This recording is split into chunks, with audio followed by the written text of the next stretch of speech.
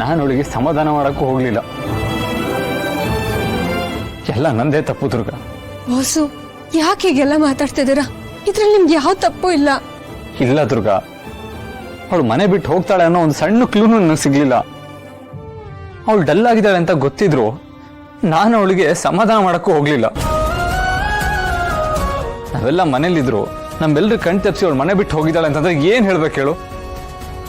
ಛೇ, ಮಗಳನ್ನ ಸರಿಯಾಗಿ ನೋಡ್ಕೊಳಕ್ ಆಗದೆ ಇರೋ ನಾನು ಒಬ್ಬ ಅಪ್ಪನ.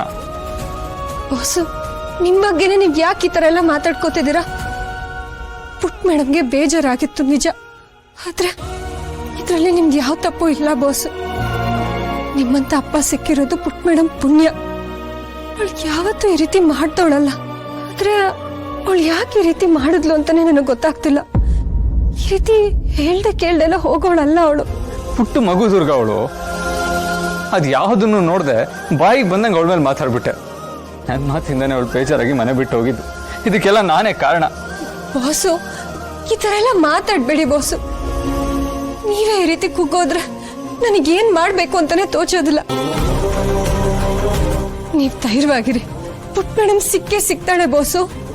ನನ್ನ ಮೇಲೆ ಸಿಟ್ ಮಾಡ್ಕೊಂಡೆ ಅವಳು ಮನೆ ಬಿಟ್ಟು ಹೋಗಿರೋದು. ನಾನು ಸ್ವಲ್ಪ ಸೆನ್ಸಿಬಲ್ ಆಗಿ ನಡ್ಕೋಬೇಕಿತ್ತು, ಅವಾಗ ಹೀಗೆಲ್ಲ ಆಗ್ತಾ ಇರಲಿಲ್ಲ. ಇದಕ್ಕೆಲ್ಲ ನಾನೇ ರೆಸ್ಪಾನ್ಸಿಬಲ್.